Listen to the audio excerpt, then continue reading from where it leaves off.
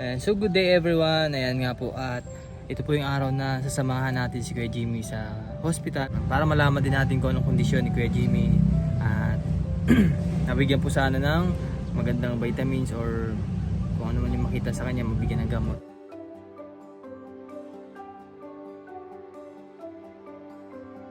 So dito tayo ngayon sa hospital, check up ni Kuya Jimmy.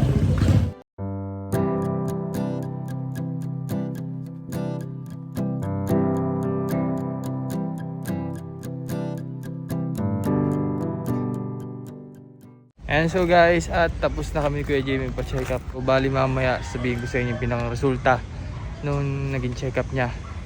And si Kuya Jimmy ay nahilo. Nahilo si Kuya Jimmy. Mamaya balitaan ko kayo sa naging resulta. So bali this time ay uwi muna kami sa kanila. Dad ko muna siya. Tapos kamustahin rin natin siya mamaya. Tara po.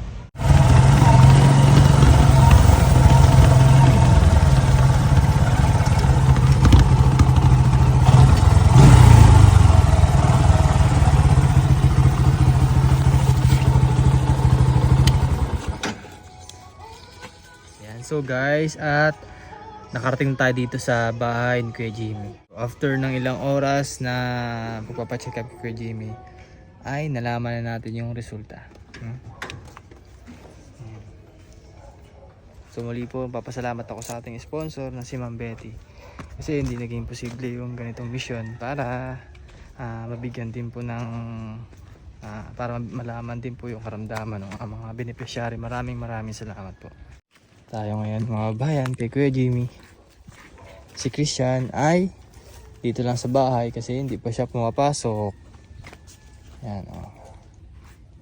Yan kuya, so yun nga yung sinabi ng doktor sa iyo. Kailangan magpahinga. So magpahinga, kailangan talaga ni kuya magpahinga. So, wala naman pong diferensya. Tulad nga sinabi ni Doc na kailangan lamang ay pahinga kasi wala namang ibang gamot kundi pahinga. Normal naman yung x-ray niya, normal yung sugar, lahat normal po kasi may pinagawang para in-examine si kuya. So mahirap talaga mapuyat, no? Talagang may hilo. Ayo, alam kong gamot sa puyat ay kasi tulog. So kahit daw matulog ka sa umaga, iba pa rin yung tulog sa gabi. Iba pa yung tulog sa gabi ay. Tahimik po sa gabi, sa araw naman, maraming kang maririnig. Tsaka maliwanag. Basta makatulog ka ng 6 hours sa gabi, ayos na. Ano ba yung trabaho mo kuya? Di naman siya araw-araw, di ba? Parang sa isang linggo ay minsan 2 beses, minsan wala, ganun? Oo, ganun. Minsan po. Pero yung trabaho mo talaga ay pukpukan. Pukpukan po talaga. Wala pong agwatan yun. Siguro kaya ganun. Parang isang araw kang trabaho tapos napag-isa lang. Napag-isa lamang. Kaya talagang bugbog yung katawan mo. Hindi na siya makarecover kasi isang araw baga namang gising. Isang araw isang gabi bago kalating araw gising. Yun ang mahirap. Yun nga po. Yung pinakamahirap sa nagtrabaho namin. Kaya ang nireseta lang ni Doc, multivitamins po sa ganun na yan, panlaban. Pero ang the best po talaga ay pahinga. Pahinga. Yung po talaga ang the best, pahinga. Nahilos Kuya Jimmy sa turok. First time mo lang ba magpa-check up? First time para. Ngayon lang. Mula po nung bata ko, ngayon lang po ako Kaya siguro ayaw mo sumama eh. Pag-injection ngayon lang. Oo. Pero hindi naman po ako takot dito sa turok. Kaya pala po nung check up. Check up. Para kasing iba yung i-expect natin dun sa hospital eh. Yung nga sabihin bugalong doktor. Check up.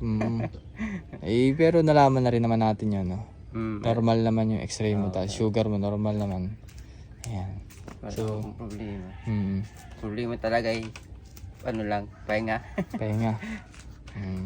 Doon lang umiikot yung check-up mga babayan.